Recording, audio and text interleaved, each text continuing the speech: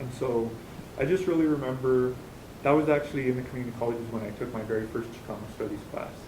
And I was a junior, I don't remember which semester, but I was a junior when that happened. And that's when I really started to engage with things. That's when I very first heard the poem, I Am Joaquin. And I think that was, I mean, I had been through other things before that, but that was one of the very first like steps that I took to starting to like become a little bit more of an activist that I am now. Can you tell me more about the poem?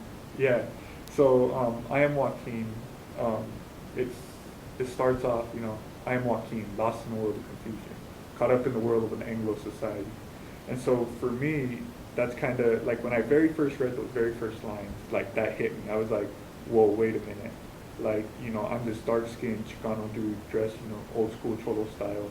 And when I'm in class, I'm in an Anglo society. I'm in a place where my values, my identity isn't necessarily like respected or anything like that.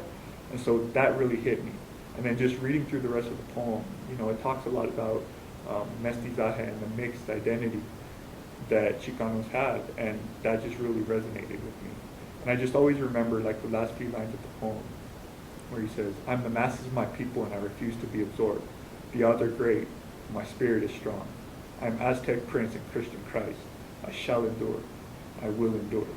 And like when I read that the very first time, I just remember like shaking because I mean the poem's like 6 pages long or whatever, but like the whole time I was just getting so enthusiastic and like, I don't know why, but it resonated with me a lot.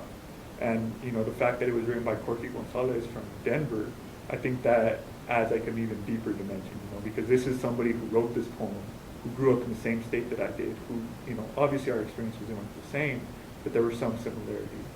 So, I don't know, just reading that poem, it inspired me. Can you tell more about your identity? Yeah, so I identify myself as a Chicano. I don't identify as Latino, I don't identify as Hispanic, and I identify as a Chicano because, the fact that my family has been in the United States. We didn't come from anywhere else, so we're not from Latin America, we're from New Mexico.